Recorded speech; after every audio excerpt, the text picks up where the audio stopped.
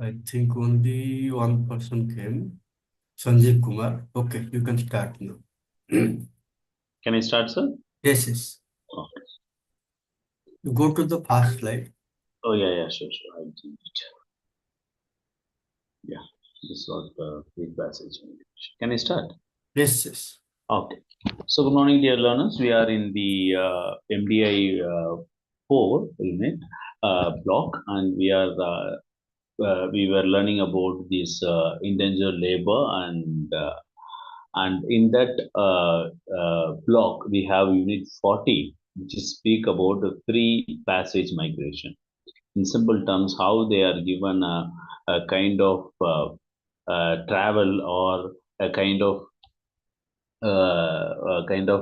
benefits for the migrated people in terms of to and fro travel and all types of benefits they are giving in order to pull uh, uh, the laborers into their country. So we will learn in this unit on about the definition characteristics of pre-passage migration and the historical and geographical overview of that, how it has been emerged, how it has started, and the passengers in Indians in East Africa and in South Africa, and also how this the pre-passage migration to it was there emerged in other parts of the world. So there is a we will also do some learn some case studies in reconstruction of this passage experience.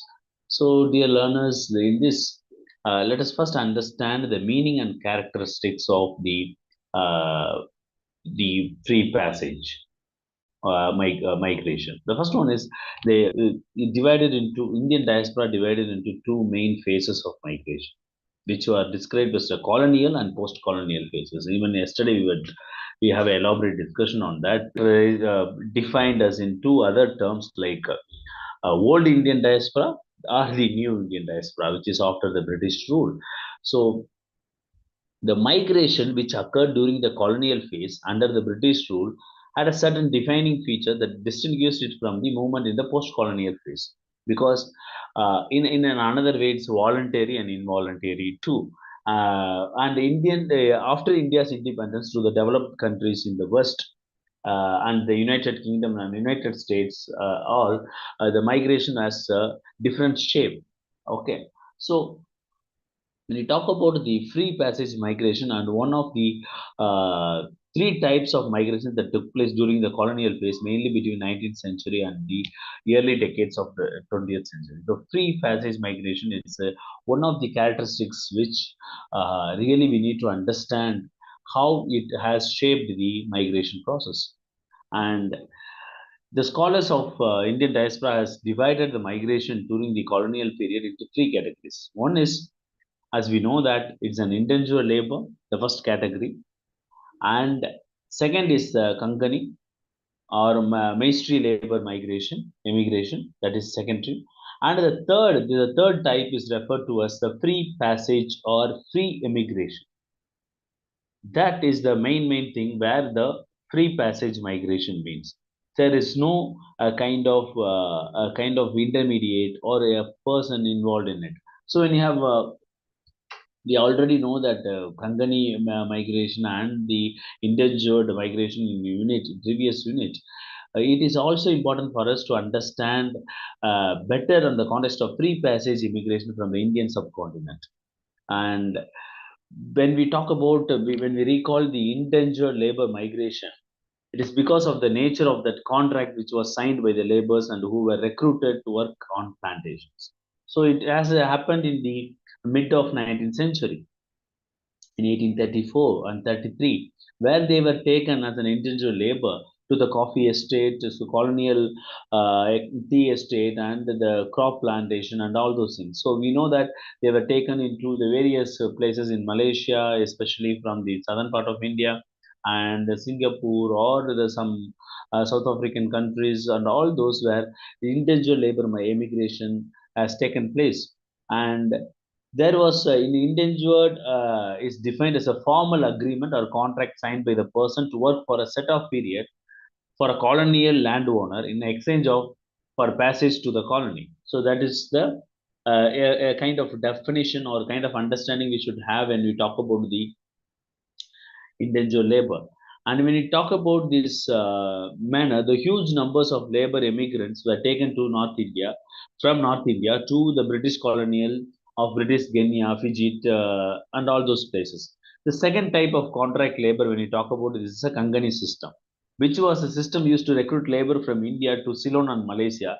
So this system, also known as the Maestri system, understand that it is a practice in the recruitment of labor for emigration to Burma, and it's estimated that almost 2.5 million people were recruited under this system through the mastery system.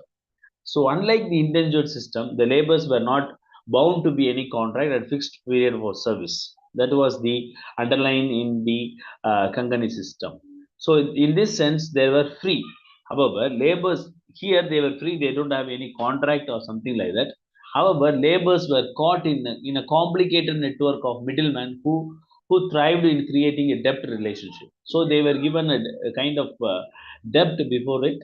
So they take a loan and they go there. They will by working they will repay the loan. So or they have kind of slavery system is being emerged because they have to work for paying the amount what they received with the interest. So they cannot therefore consider as a migrants who traveled on their own kind of one violation, like those who were free passage immigrants. So here, the third pattern of immigration, which in what came to be termed as a free passage migration, right? So that is what we are learning today. So when you talk about the three, excuse me, so free passage migration, it is we understand in the eyes of distinguish between the term free passage immigrants from free Indians, which was used to describe ex-indentured laborers who decided to stay back in their new locations after their contracts expired. So, unlike the indentured laborers who had signed to a contractual agreement, free passage migrants were not bound to be any contract. That is very, very important. They are not bound to be any contract. They can go to and fro at any point of time. Rather, they travel on their own initiatives and paid for their own passage or travel. That's very, very important. Okay. So the free passage it start as I have earlier when I started the class, I told it is basically on the travel it starts. So here they traveled on their own initiative and paid for their own passage or travel. So they are paid. If I am taking a flight from here to Malaysia for some work, I am paid for what the travel that I take, and they came to be known as the passenger Indians. So it's a banyan tree that it's nicknamed seem to have an implication that they were travelers, sojourners, not settlers or immigrants. So here they travel and come back. They travel and come back for they are paid for their travel. That is very very important. A new system of slavery that the famous author Tinker notes that free passages were sometimes so called by the Hindi term kula, open migrants. Okay, kula means open migrants, and indentured laborers were referred to as Grimitwala since they were not bound to be contractual obligation to of indentured labor. Since their arrival, settlement, return of to their point of origin was least in the theory matter of independent choice and means. So here dear learners, we should understand when we take about the free passengers, types of immigrants, starting from the which is a third part, apart from the indentured labor and mastery system. Here, the travel they take from here is absolutely will be paid and it is on their willness. Okay, and here when we are also the major distinction was that unlike the endangered class of laborers, passenger Indians who were mainly traders who had more economic who had more economic stability and greater freedom of mobility. That is very very important. And they made trips back to Indian subcontinent, thus sustaining ties with the motherland and culture.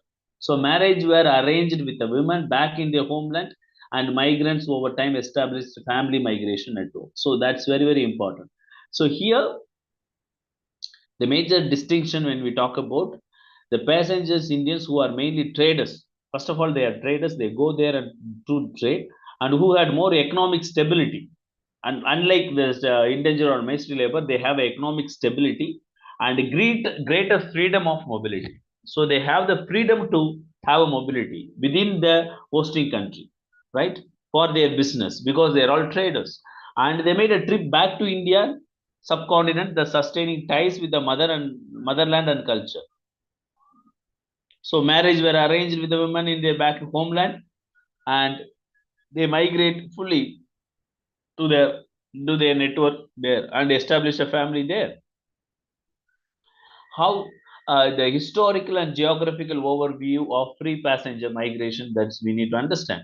The highest proportion of free passengers voluntary moved into African continent, as the movement of passengers of Indians to Africa was particularly facilitated by colonial authorities. So during the colonial period, who realized it would be a greater benefit of a consolidation of the British Empire. So in the initial period, during the colonial period, it was the movement from India to Africa. Okay, and the traders played a vital role in introducing the organized commerce, and they started uh, in the interest of the British trade interest, especially in East Africa, and most of the Indians involved in it. The petty traders who came to be known as Walas, Dhaka Walas, gradually replaced the barter system and establishing the regular shops. So here the small Walas have gone, and they were doing the trade in African countries during the British period, and and especially the free movement of Indians was mainly from the trading communities from Gujarat, which had a centuries of old tradition of mercantilism. And traders moved from South Africa and East Africa. That's very, very important.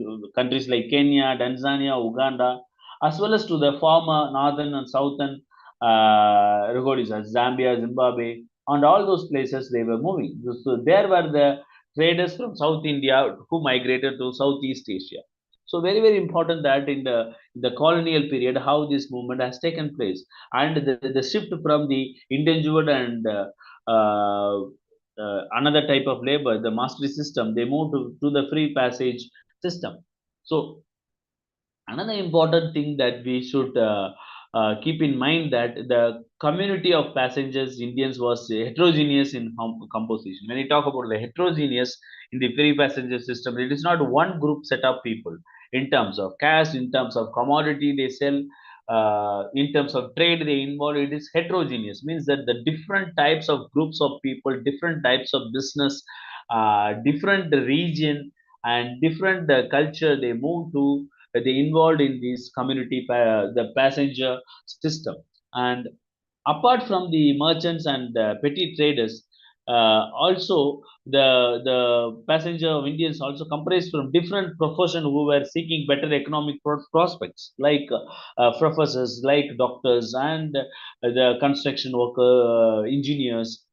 All they started move use voluntarily going the countries. And during the British colonial government encouraged the influx of Indian clerks and other professionals to work in various jobs as part of the colonial machinery in the respect of colonies, as they saw it on their own advantage. So the British also uh, given a free hand in moving the people from other countries in terms of in aspect in the areas of account department, in the areas of the jobs of the missionary and all those things. For example, if you take the 6,000 manual laborers were brought from Punjab to construct the railways of East Africa from Nairobi to Mombasa. Imagine 6,000 manual laborers were taken during that time. So the colonial authorities also brought in station masters, clerks from the Portuguese colony of Goa, as they had good English language skills. So the manual laborers maybe through individual labor system or the mastery system, where you take the Another spectrum of people, like the colonial authorities, who also brought the station masters and clerks from the Portuguese colony of Goa, as they had good English language skills. So other professions included doctors, lawyers, accountants, lower end administrators work in the colonial bureaucracy. So in South Africa also, community of passengers Indians grew along with the growing community in indentured laborers.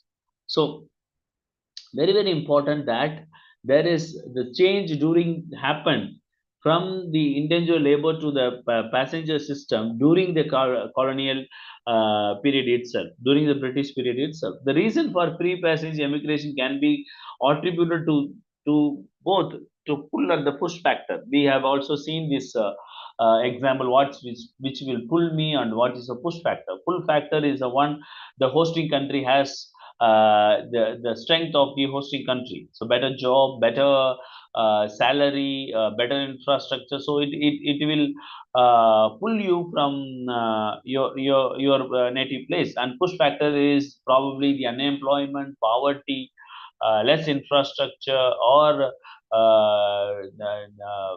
no income, proper income, and all those things. So the push factors of immigration from India included repeated famines and the drop during that time, and widespread poverty and pressure of population and lack of employment opportunity. So these were the pushing factors, major pushing factors for the person to move.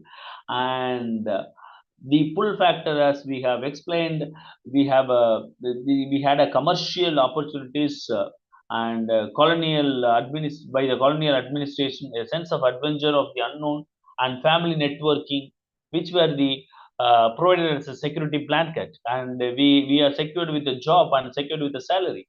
So here, unlike the indentured migrants, the free passenger continued to maintain contacts with the family back home, and therefore also continued to retain caste practices. Very, very important because indentured labor, you go for 2 years, 3 years, 5 years contract, you are not able to contact your family for that full contract period. There is a less kind of interaction or connect. But whereas in a free passage period, you have a lot more freedom. You can travel back and forth to meet your family, to get connected with your family. So they do not the continued retain caste practices, where endogamous, in that they married only with their respective caste. So these are the things which really makes them to the benefit of the free passenger system. And when you look into the narratives of the free passengers Indians, are mainly from the perspective of male migrants. There are hardly any records on the experience of arrival of settlement of Indian women who joined in the spouse as part of the family migration process. But there is no proper record. And the indentured women and women of the passenger descent is that later led that she terms a transnational lives, and she moved, and she started, they established a family there. Transnational lives has started. And uh, there is a less record that they spouse and they establish their livelihoods there during the colonial period. And uh, in terms of language, religion, and place of origin, caste, and ethnic group, uh, they are from the very diverse diaspora from this, when you take these characteristics, but they have a sub diaspora, means that they are united based on their language and religion and place of origin and all those things. So when you talk about the Indians in East Africa, so which took place in the 19th century onwards, the traders came on their own violation and paid for their passage. So here, when you talk about East Africa, we talk about the again Oman, and they started in the initial period, and they realized that the traders from India who had already established trading networks in East Africa could prove to be indispensable agent in this project, and the British as a strong strong hand to have the commercial expansion in the East African countries. And these petty traders also, Takawalas has also already established the other part of the African countries, so it was easy for them to move ahead. And the British, the East African governments, unlike in South Africa, did not pass any legislation against Indian immigration, and that gives them the kind of good narratives there. So there is a flow of migrants from India to East Africa. And when you talk about the immigrants population uh, in East Africa, we need to see this, some of the segments in it. And when you talk about the various segments of this population, when you talk about the Hindu Banya trading class, who made up almost 80 percentage of the Indian population in the East Africa. So this group consisted a number of subsects with a long history of economic and social mobility, such as the Shahs and the Patitas and all those things. So the number of Patels who were most eminent clan among the Patita's family. So it's all full of caste, and uh, this is the one when we talk about the one segment who established their trade in the East Africa. And another segment is the Muslim community, formed the second group, which was divided into the Sunnis and Shia. Among these subcategories included Islamis and who are the followers of and Bohas and everything. So they also established the good number of trading there. And the major part from the Gujarati Hindus and the Muslims on the basis of the and on the basis of the practice of Christian religion, interracial marriages, and other associated customs has emerged. And there are also small population of Sikhs who immigrated to East Africa. So Sikhs were accepted more freely because, unlike other Asians, they came into contact with the African all the time as carpenters, lorry drivers, contractors, plumbers, etc. So this was the initial when we talk about the immigrants in the South East Africa, the segments that Hindus and Muslims and the smaller section of the Christian community were able to establish their trading in the East African countries. And exclusively, when we also we should understand the Indians in South Africa, which is the another segment, the understanding we should have. When you talk about that, Indians who had paid for their passage via ship began to arrive in South Africa in the early 1870s, and uh, because Mahatma Gandhi has a kind of influence in South Africa, he practiced his law there, and due to that, there is a kind of a kind of strong fold over there. And Gandhiji makes the observation that Muslim merchants and Hindu and Parsi class had none but business relationship with indentured laborers. So he even given the remark that had on none but business relationship. So passengers to Indian to East Africa, these free passengers who migrated to South Africa was also motivated by similar push and pull factors as they came as free Indians. So here in the 1890s onwards, the settling of Indian population has begun and it's grow rapidly and soon surpassed the number of white settlers over there. So Indians were high than the people of British settlers. So Indians are also settling there, and due to the growing concern over the what termed as the atheistic invasion, controlled the province of Orange Free State, and some kind of movement has started and against the immigrants. So, and Gandhiji later took up the case of injustice of indentured labor and launched the protest movement in South Africa. So, in his autobiography, he mentioned that my experiments with truth. Gandhiji describes the incident of anti-Indian demonstration at the docks in Durban in 1896 in order to stop further immigrants landing. So he started an agitation there and started stopping the immigrants to South Africa. So even we have the free passage migration to other parts of the world, as like the East African African countries as well.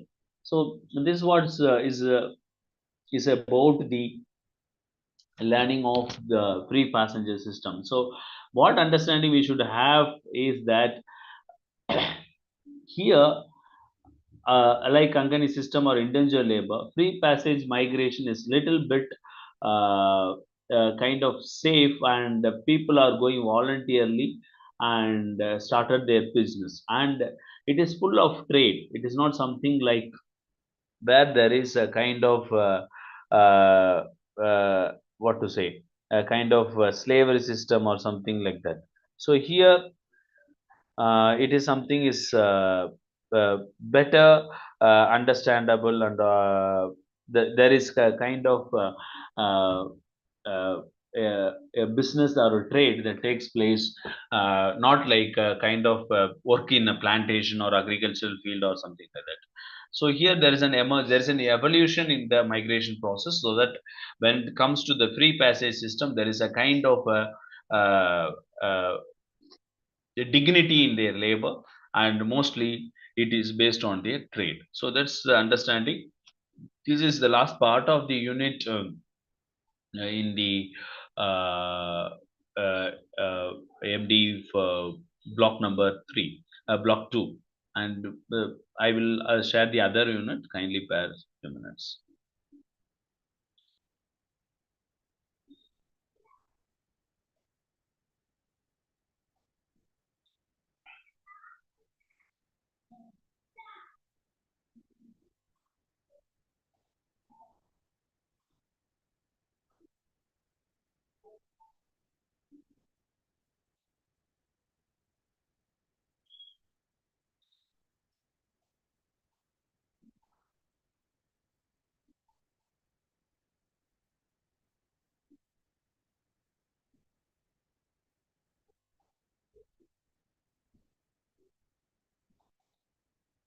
Hello? Yeah, Hello? I'm starting, sir. No, no, sir. Okay, okay. Yeah. Sir, I have a question, sir. Hello? Hello? Wait, just a minute, sir. Just a minute, please. Okay, sir. Okay.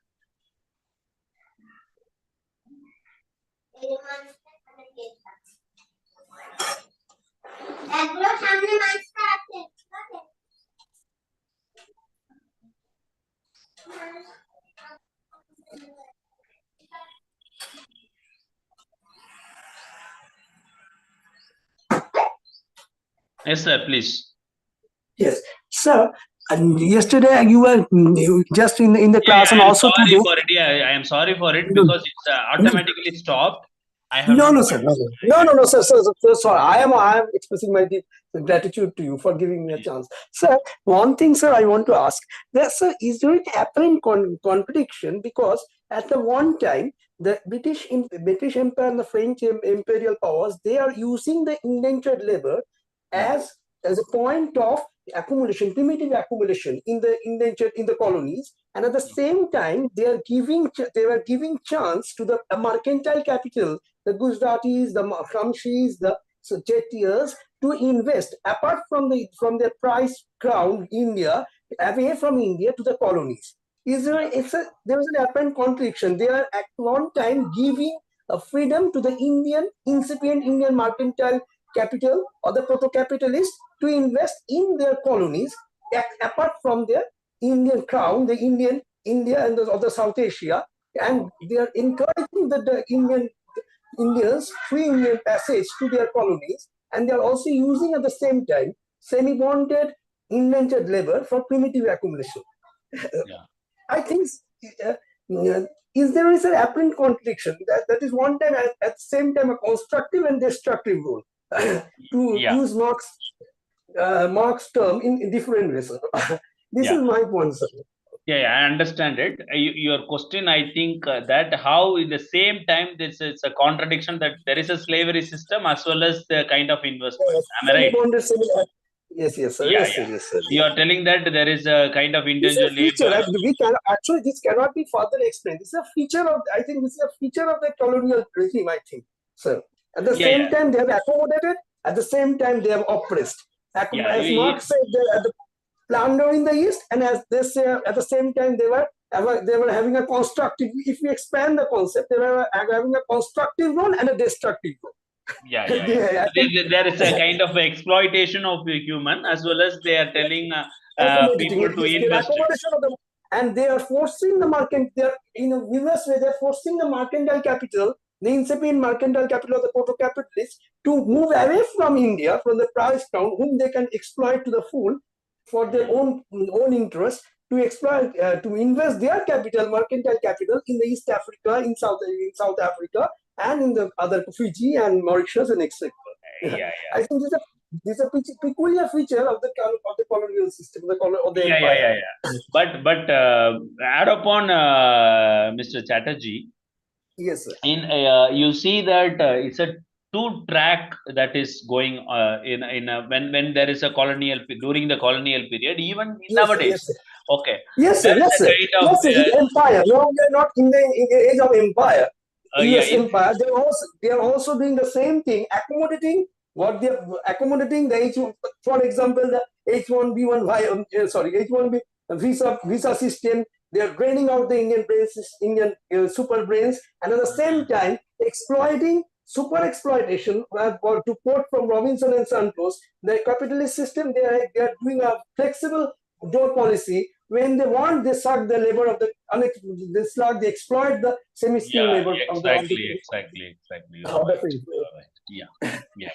But thank you. All right. To add upon Chatterjee's point, so it's a two-way track that they were taken in one like indentured labor, like a slavery system, as a high point of exploitation. In another, that there are a lot of investment by the Indians to East countries or something. So when it is going on a passenger system and indentured labor, it took place in a same particular years. Okay, so they were taken because it is based on the push and pull factors. So here the push and pull factors plays a very critical role, where if I am highly discriminated, I am not given a job and everything, my family is under poverty, then I'm in a push factor, the situation that I am go as a slave or indentured labor system, I move and give my skills and I work for as an indentured labor for years, and I, in order to save my family or something like that.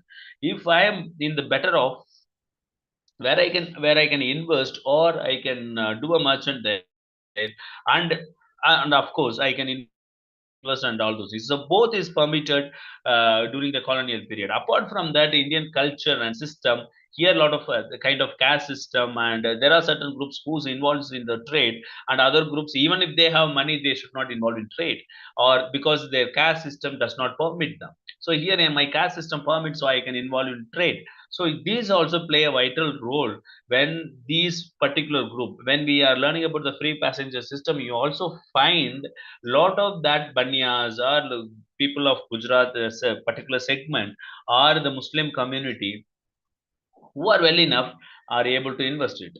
Even if I am a particular caste, I am well enough, I am not allowed to do that, even the colonial period, because this is not my caste is does do. Okay, so these also play a vital role, and it goes parallelly, right?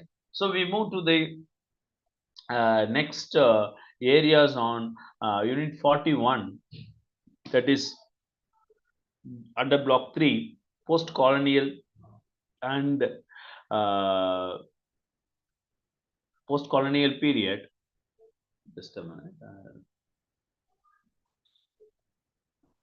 So here the brain drain type migration, that's an important first unit, and we learn about what is brain drain type migration, and what is the historical overview, cause of brain drain in India, and how the migration for employment that takes place, and socioeconomic aspects of this brain drain BD, and theoretical construct, and it's a very very important areas and challenges faced by skilled migrant. Okay, brain drain means as a skilled migrant, and from brain drain to brain gain. Okay, so this is what we are going to learn about this brain drain concept. When you talk about the brain drain, uh, what is a what is the understanding of that we need to know? It's to comprehend that the unique characteristics of this kind of selective migrants known as the brain drain. Okay, so selective migrants is a distinction from the other migratory phenomena. It becomes necessary to quickly review some of these earlier occurrences. So very when you talk about brain drain, it's a type of migration. How with the changing scenario, there has been a change in the perspective by which the we view migration as a brain drain. All right. So there is a shift to brain drain to brain drain. And what are the brain brain drain in India is it's all about. Okay, when you talk about the brain drain, it is a skilled labor from several poor countries, including India, to more prosperous countries. Okay, which started in the 1960s. Once again, I reiterate when you talk about the brain drain, it is the exodus of the skilled labor from several countries, especially poor countries, several poorer countries, including India, to more prosperous countries. So I am in 1960s we are considered as a poor country. We move to US. I am in a skilled labor like a doctor. Then I am a brain drain. Okay, I am taken to that country. Okay, so what are the causes of the brain drain? Causes for brain drain in India that we have to how to discuss about it. So here, those with scarce professional skills, such as doctors, engineers, okay, and technology specialists, okay, scientists, okay, these are the scarce professionals, okay, like. It also should be noted that their home country's government largely funded the education of emigrating specialists. Okay, the loss of skilled experts also represents the country's human capital, which is critical for a country's economic prosperity. We sometimes we speak that they study MBBS here, then they move, okay, to other countries. Why they are not serving in India? Because it's a brain drain concept. So they move because they want to, because it's very scarce professional skill, so they go and sell their professionals abroad. So when we talk about India's brain drain has several causes, each of which is different. Individuals and countries are typically cited as a source of motivation, with the two aspects originating from each of them. Social environment may be factor in some countries. Okay, why this brain drain takes place? And personal reasons include family influences and personal preferences. When we talk about the social environmental, for example, we have a lack of opportunities here, political instability, that is a social okay, and we have a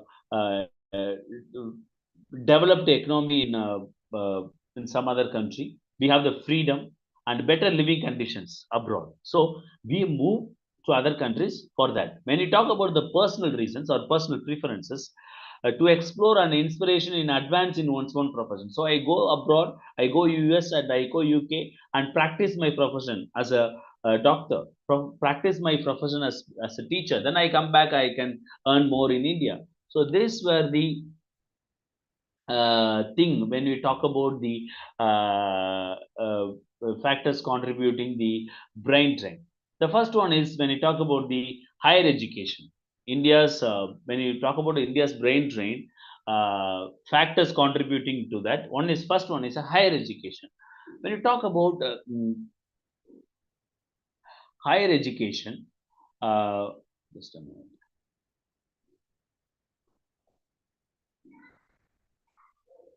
Okay. When you talk about higher education after independence, higher education in India underwent significant changes in number of universities and access to higher education. So access to higher education has improved, and India has more than 35 universities compared to 500 colleges and 20 universities before independence. So before independence, we have 20 universities. Now we have India has more than 35 universities compared to 500 colleges in a starting period of the independent. And the day's enrollment is more than 11 million students, more than 10 times before independence. So the increase in the number of the graduate or the postgraduate or doctorate. So before independence, education was restricted and it is considered the elites group only can study. The current system is more inclusive. 34 to 40 percentage of the enrollment coming from lower caste and women, accounting for approximately 35 percentage of the total enrollment. So 35 percentage of the total enrollment is or from the uh, the downtrodden community, women and lower caste.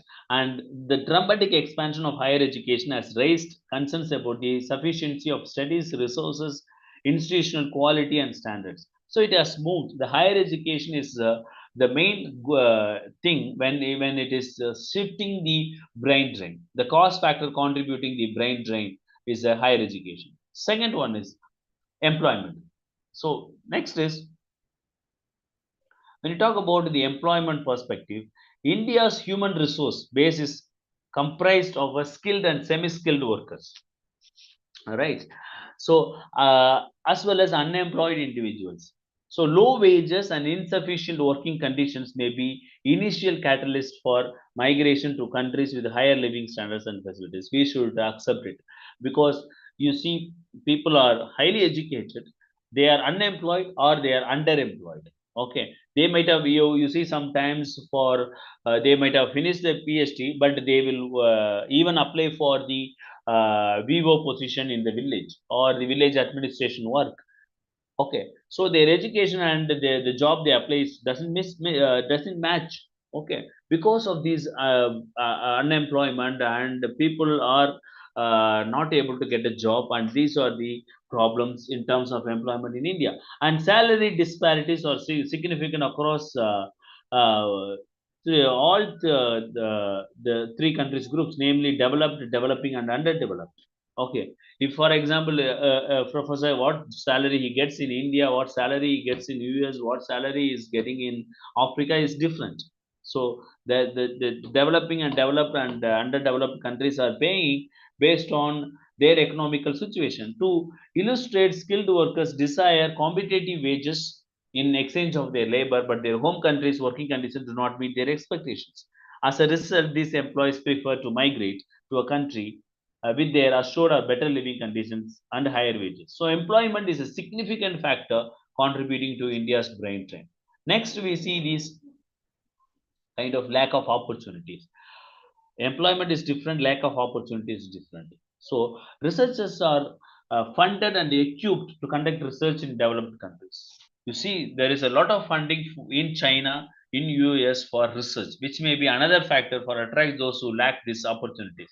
So most scientists in developing countries lack laboratory facilities, and researchers are frequently unable to obtain adequate funding. So now it is past 10 or 15 years, it is being evolving in India. We cannot say now we are very backward, but comparatively we need to improve. As a result, when the developed countries offer these facilities, researchers and scientists naturally prefer to migrate to them.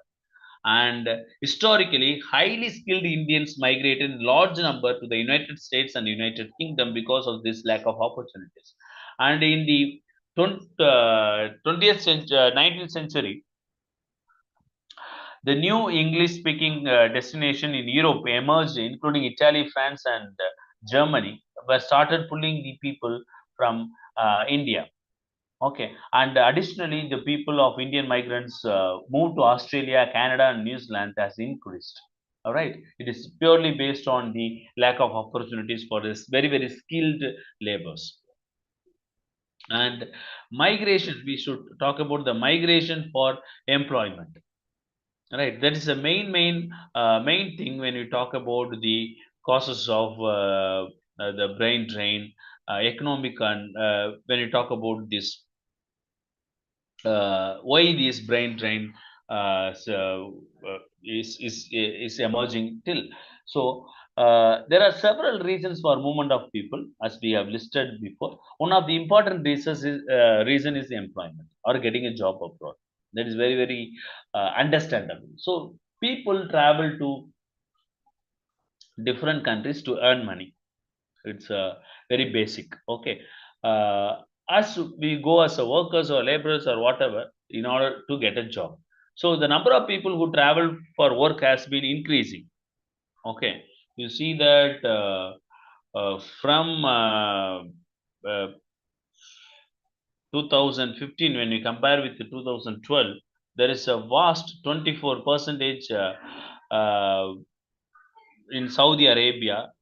When we talk about the in 2012, it was 16.1 percentage, and you see UAE, we have moved from 4.6 in 2012 to in 2015 17.6.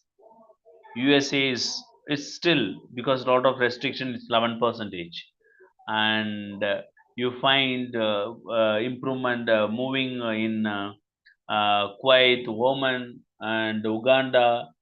Okay, so this is improving. Okay, so people move from the low wage regions to high wage regions. Even movement also is differ from which country they are moving.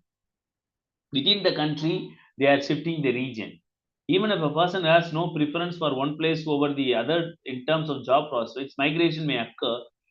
Okay, because of this determined by the pay disparity between the two areas. If you take Australia, you have various regions, they move from one place to another to get a better wage or better because of the regulation, and the law is little bit different from each region. So this procedure will be repeated until the pay disparity between the two areas is closed. Thus the labor movement may help restore equilibrium to the two areas wage rates which prefer to the convergence. So for example, imagine that in Australia there is a state like India where Bihar or Tamil Nadu, you see the Tamil Nadu is paying low wage. Within here, we prefer to go to Bihar because it is paid more. So due to that, you move. Okay, the reason behind is that inside within the hosting country you move to make that wage rates, when the wage rates are there is a loss difference. So what automatically the country will do, like developed countries, they will make the balanced wages in both the regions so that the movement will be cut.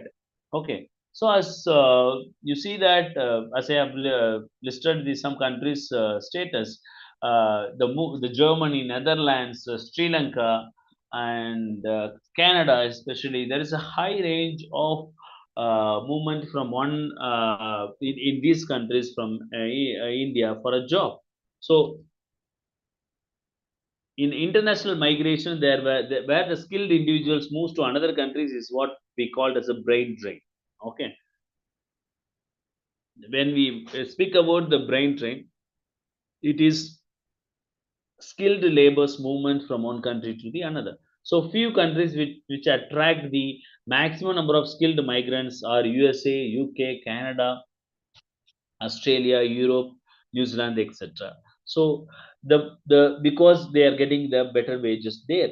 So another areas where these few Asian countries also attracts is Singapore, Japan, Korea, Malaysia, etc.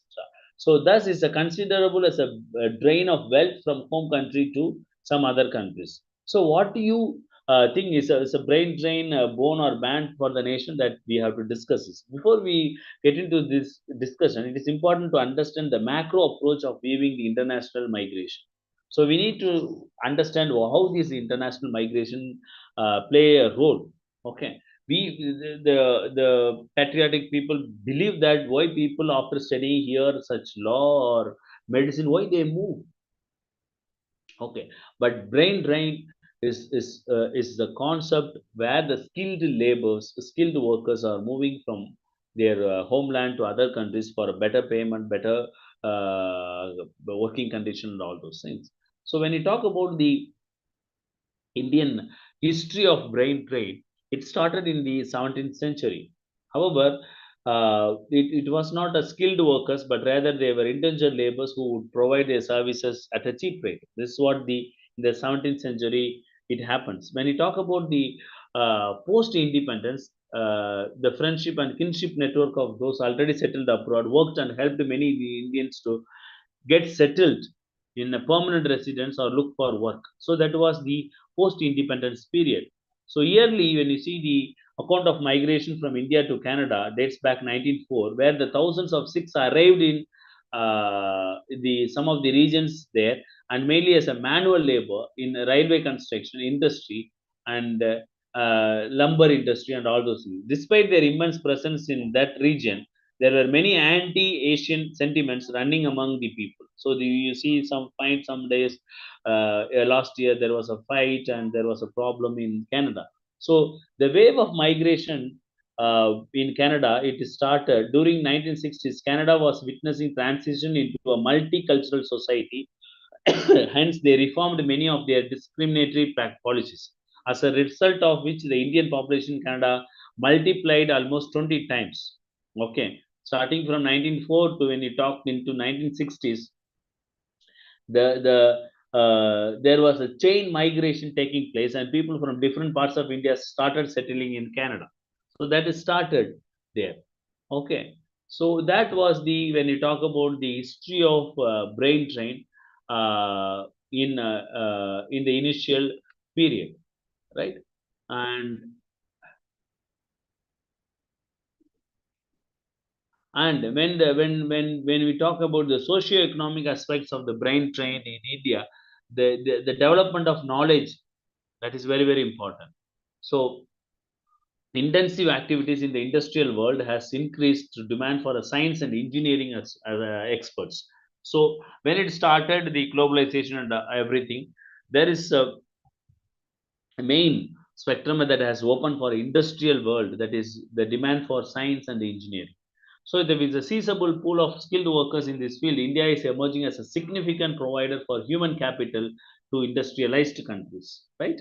So between the fiscal years to 2000 to 2009, the US government accountability office has reported that almost 47% of highly qualified employees accepted under H1B visa were born in India, right? 46 percentage out of 100, 46 are from India in 2000 to 2009. In 2004, the US attracted 62 percentage of the 71,000 doctors moving from India.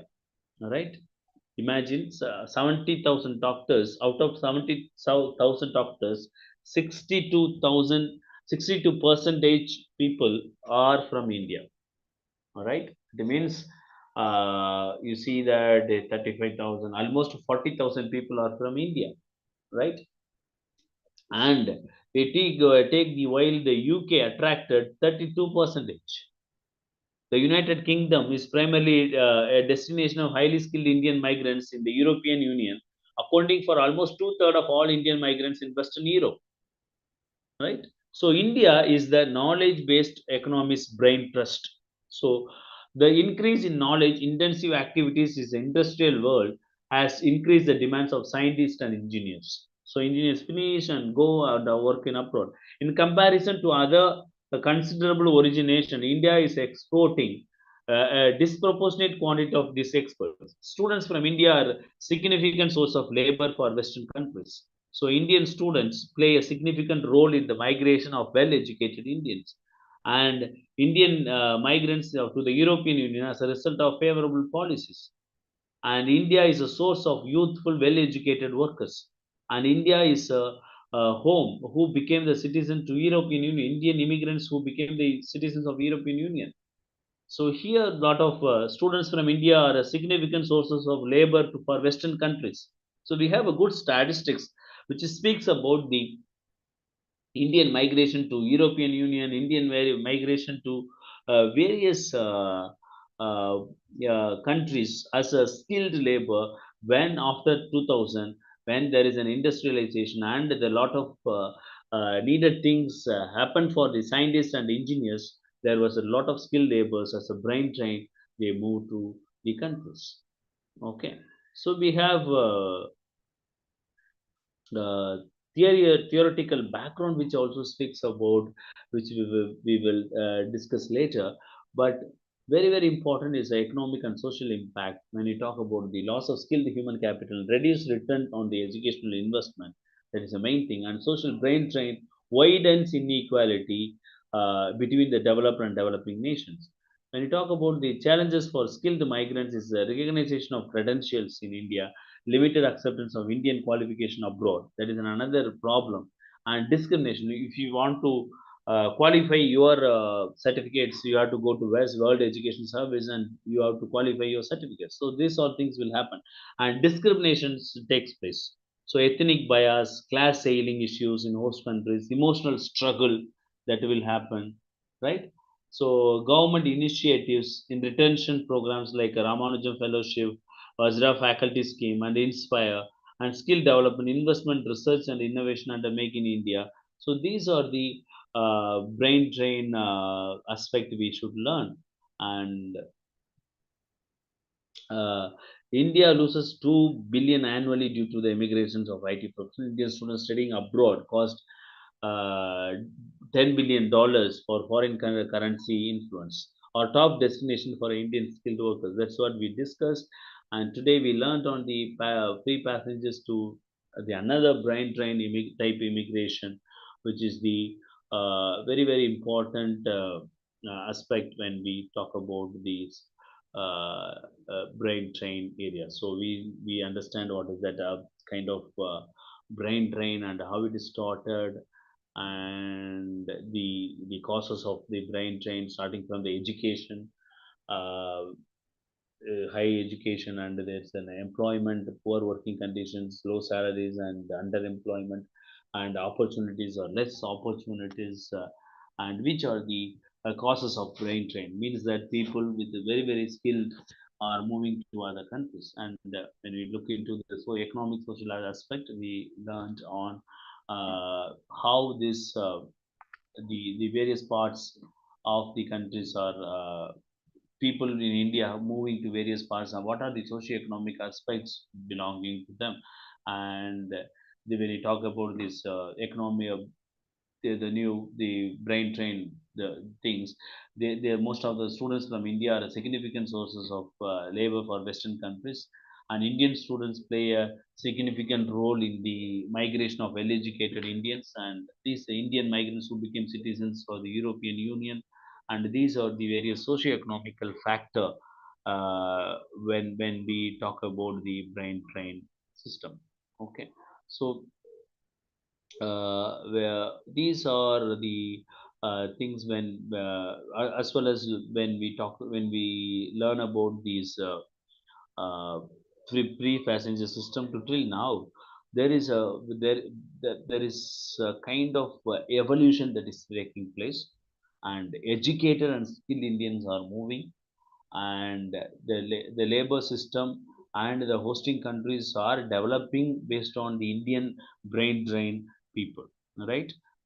Especially the countries like countries like America, Canada, and the United Kingdom are taking a lot of resources of Indian brain drain people, and they are all well paid, well reputed, and the working conditions are good, so that they are able to contribute more to these countries, and this leads to political soft influencing too in those countries.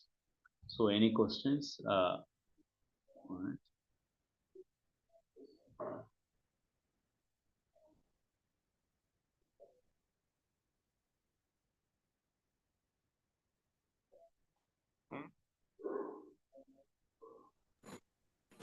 Sir, good morning, sir.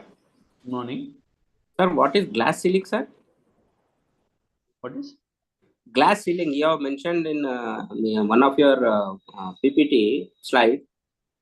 In which one, sir? Last, this one, blue color, yeah. Glass ceiling, no, not this one. Another one. Last but one, I think so. But, yeah. Here it is. Glass, middle one, discrimination, ethnic bias, and glass ceiling issues in host countries. Ethnic bias and probably when you talk about the you understand about what is ethnic? Yes, sir. What is ethnic? Ethnic is, I cannot describe, but I know the meaning, sir. When you talk about ethnic is in the sense ethnicity. Ethnic comes from the word ethnicity. Yeah, ethnic and kind of when you talk about the ethnic, We talk about representation. We can say representation of yes. the kind of culture. Yes. Okay. When you talk about the tribal community. Yes, sir. Kind of when you say a tribal community, when you talk about the ethnic, okay, their language is an ethnic, their tribes group is an ethnic. Yes. Am I right? Yes, sir. And we found that these ethnic communities come together, right? Sir. They come together because of their ethnic identity. So you and I are working in the US. All of a sudden, we are finding we are Indians, so we come because we have ethnic linkage that we are from the same country. Sir. There is another which is called a class sailing in the host countries. What is the class sailing is it's not known outside. Sir. Okay. For example, I feel that women are inferior to men. Sir. Okay, it is invisible. You cannot identify that I have that barrier, right? Sir. You feel that people from the particular part of India are not knowledgeable. Okay, you feel like that. So Sir. it is a barrier. Okay, where that we cannot come together. Sir. Okay, it's called a class sailing. Means in host countries they will have some class sailing like that. Okay, for example, if Trump may have the feeling a kind of class sailing, he has an issue that all of Indians are coming here and taking our money. Okay, Sir. it is the class sailing concept. Since he has the power, he will go and stop migrating to come to US. Am I right? Sir. So since he has the power, he will do it. So Sir. class sailing is some barriers or something which is happening inside, which is not like ethnic bias. Ethnic bias is something outside we can see. So this Sir. African, this black race, I am not allowing to India or I am not allowing to US is an ethnic bias which can be seen very clearly. Class sailing something which is a barrier which a person emerged within one side. When it is happening as a kind of the most of the people feel like that, then it stops certain people to enjoy their freedom in that country.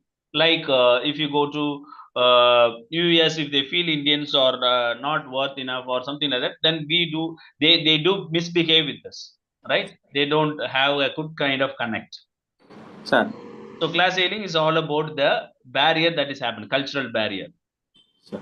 Can we term it as, I mean, in other words, like part of filtration system? We cannot say filtration. It's kind of, we can say it's a bias. Okay. Or stereotype. Sir. Okay. See, stereotypes is always positive and negative. For example, you say that these people are very highly intelligent. Okay. Sir. If you feel like that, it is a stereotype. You also feel that these types are not, these people are not, they don't behave well. This set of people won't behave well. This also is a stereotype unless until you prove it. Sir. Okay. So class sailing is something that you have your own bias. Sir. Okay.